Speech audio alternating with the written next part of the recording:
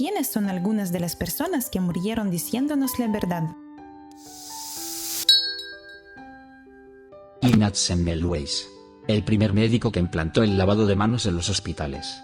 Salvó millones de vidas y es la mayor innovación de la medicina, por su teoría radical, según la cual los médicos mataban a los pacientes por no lavarse las manos. Fue expulsado de la profesión médica por sus colegas. El rechazo y la falta de adopción del lavado de manos le volvieron loco.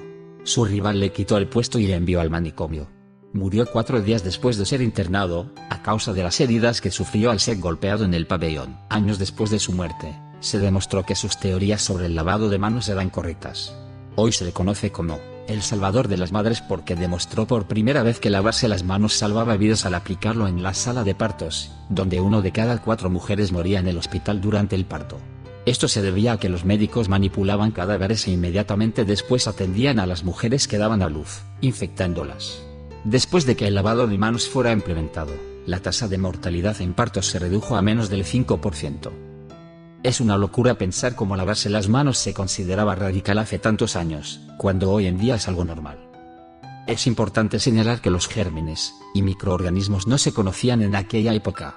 Incluso aquellos que abogaban por lavarse las manos no lo sabían, solo sabían que lavarse las manos ayudaba de alguna manera. Había un político japonés repudiado que había gastado gran parte del presupuesto de su ciudad en la construcción de un muro contra tsunamis más alto que cualquier tsunami jamás registrado en la zona. Casi toda la gente de ese pueblo le maldijo por malgastar su dinero hasta su muerte. Luego vino la gran triple catástrofe de 2011 en Japón. Nadie de la ciudad murió gracias a la barrera que contuvo el mayor tsunami que jamás haya azotado. Cuando se jubiló, Wamura se despidió ante los empleados del pueblo: aunque encuentres oposición, ten convicción y termina lo que empieces. Al final, la gente lo entenderá. Vladimir Komarov, uno de los primeros cosmonautas rusos, sabía que la cápsula espacial Soyuz no era segura, lo dijo en repetidas ocasiones, pero voló de todos modos para salvar la vida de su piloto sustituto. Antes de despegar exigió que, cuando muriera, todos los funcionarios del Kremlin tuvieran que asistir a su funeral y ver lo que le habían hecho. Lo único que pudieron recuperar fue un hueso del talón carbonizado. John O'Neill dirigió la investigación del ataque al destructor Uskole. Advirtió al FBI sobre Al-Qaeda y Bin Laden. Básicamente le dijeron que se callara. Dejó el FBI para dirigir la seguridad del World Trade Center porque sabía que habría otro atentado después del primer atentado con coche bomba en el aparcamiento. Murió en el 9/11. Relacionado, Rick Rescorla era el jefe de seguridad de Morgan Stanley en las Torres Gemelas. Tras el primer atentado, puso en marcha planes de evacuación y un sistema de compañeros para sacar a todo el mundo en caso de emergencia. Salvó a 2.700 el 9/11, la compañía solo perdió a 10. Rick fue uno de ellos. Fue visto por última vez entrando en la Torre 2 para buscar sobrevivientes. Ese hombre era brillante, es uno de mis héroes. Padre Minkler fue un sacerdote denunciante en la diócesis de Albany que expuso a un horrible sacerdote y al obispo de la diócesis por abuso sexual infantil, y por encubrir a otros clérigos que hacían lo mismo. Escribió una carta al Vaticano sobre el asunto y esta llegó al obispo, que se enfureció y negó las acusaciones con vehemencia. Durante 4 años, el obispo no supo quién había escrito la carta, hasta que un canal de televisión informó de que había sido el padre Minkler. Al día siguiente, el padre Minkler fue llamado a la Cancillería y obligado a firmar una carta redactada por el asesor jurídico del obispo en la que negaba haber escrito la carta o que el obispo y este sacerdote fueran culpables de abusos a menores. 2 días más tarde fue encontrado convenientemente muerto en su casa por su hermana. Al principio se dijo que había sido un ataque al corazón. La diócesis presentó su declaración firmada en la que se retractaba de la carta que había escrito y el obispo se declaró exonerado. Cerca del cuerpo del sacerdote se encontró un frasco de pastillas, que más tarde se determinó que eran relajantes musculares. La iglesia afirma que el sacerdote tomó intencionadamente una sobredosis de estas pastillas y murió.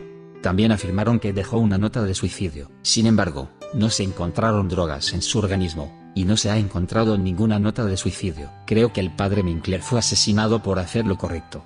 Fue reivindicado póstumamente después de que el obispo fue depuesto en 2019, y finalmente admitió haber cometido abusos sexuales contra niños y encubrir a otros.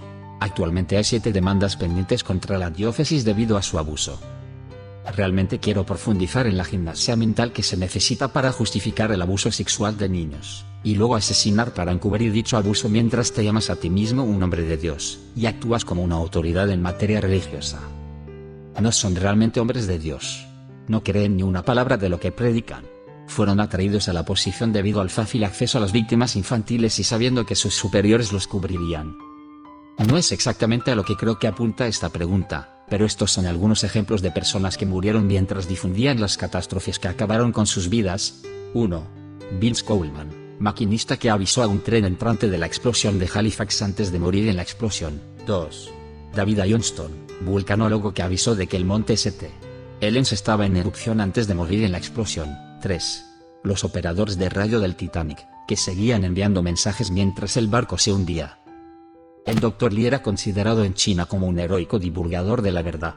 Había sido castigado por las autoridades por tratar de advertir a los demás sobre el virus, y luego, en un giro terrible, había enfermado gravemente por él. Semanas más tarde, se convertiría en la víctima mortal más famosa de la incipiente pandemia. Tenía 34 años. The New York Times sobre COVID-19. Natasha Haidt puso al descubierto una enorme red de tráfico de personas en Argentina en la que estaban implicados la industria del fútbol, famosos, el gobierno y, en general, grandes nombres de todo el país. Poco después la encontraron muerta en una cama con un frasco de pastillas. Poco antes, había tuiteado: no voy a suicidarme, no voy a tener una sobredosis y ahogarme en una bañera, no voy a pegarme un tiro, así que si esto pasa, no fui yo. Guarda este tuit. Te recordaremos, Natasha. Siempre. Carrie Fisher intentó denunciar a Harvey Weinstein mucho antes que nadie, y fue tachada de loca por ello. Murió un año antes de que se revelara la verdad.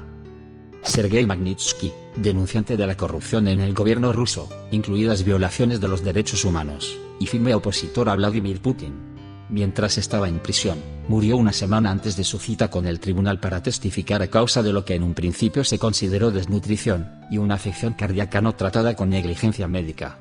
Una investigación posterior descubrió que había sido gravemente agredido poco antes de su muerte. Me encanta que su cliente, Bill Browder, se haya propuesto acabar lo que Sergei empezó, y esté haciendo todo lo posible por sacar a la luz los crímenes de Putin. Escucharle hablar es siempre tan conmovedor. Herbert von Bose fue un funcionario del gobierno que filtró muchas atrocidades nazis, y posteriormente fue asesinado durante la noche de los cuchillos largos. Bob Evelyn.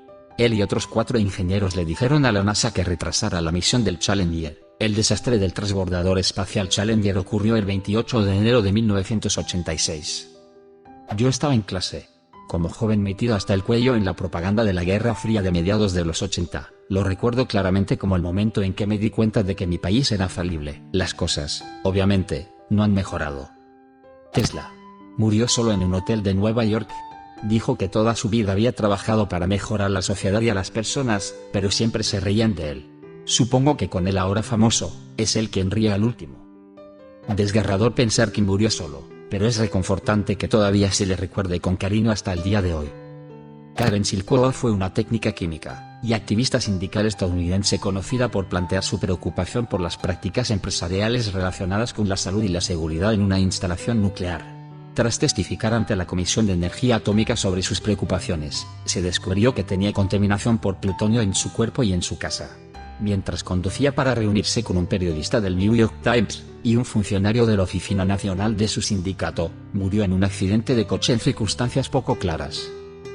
Helmut Wegener era un adolescente que vivía en la Alemania nazi. Distribuía panfletos antinazis e intentaba decir a los alemanes que la guerra no iba como Hitler y el partido decían que iba. Fue detenido junto con otros chicos que le habían ayudado. Durante el juicio, Helmut provocó deliberadamente a los jueces para que sus amigos recibieran condenas más leves. Sus amigos fueron condenados a prisión en campos de trabajo. Helmut fue condenado a muerte por decapitación. Tras su condena, se dirigió a los jueces y les dijo: ahora tengo que morir sin haber cometido delito alguno. Su turno es el siguiente. Fue ejecutado en 1942 a la edad de 17 años.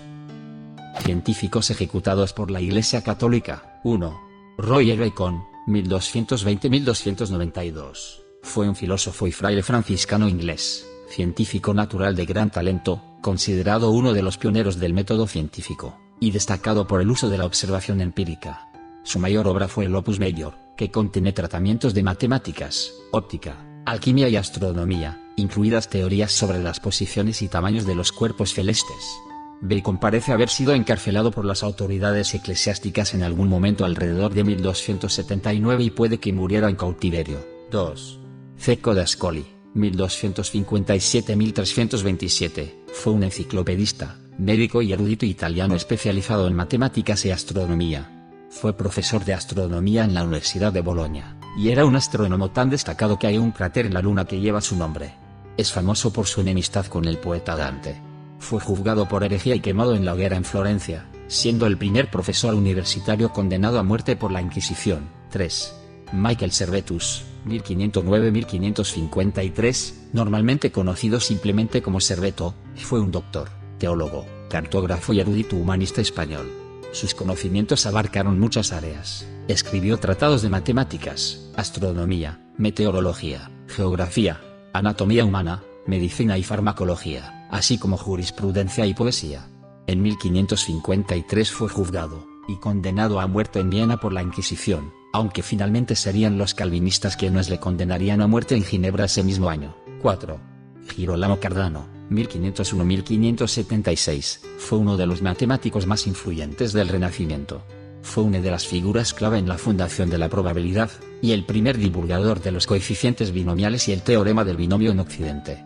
Escribió más de 200 tratados científicos. Fue arrestado y condenado por la Inquisición y pasó varios años encarcelado, aunque finalmente fue liberado y rehabilitado por el Papa Gregorio XIII. Es famoso por sus aportaciones al álgebra y hizo el primer uso sistemático de los números negativos. ¿Quién más murió diciéndonos una verdad? Deja un comentario. Y suscríbete al canal si quieres ver más videos como este.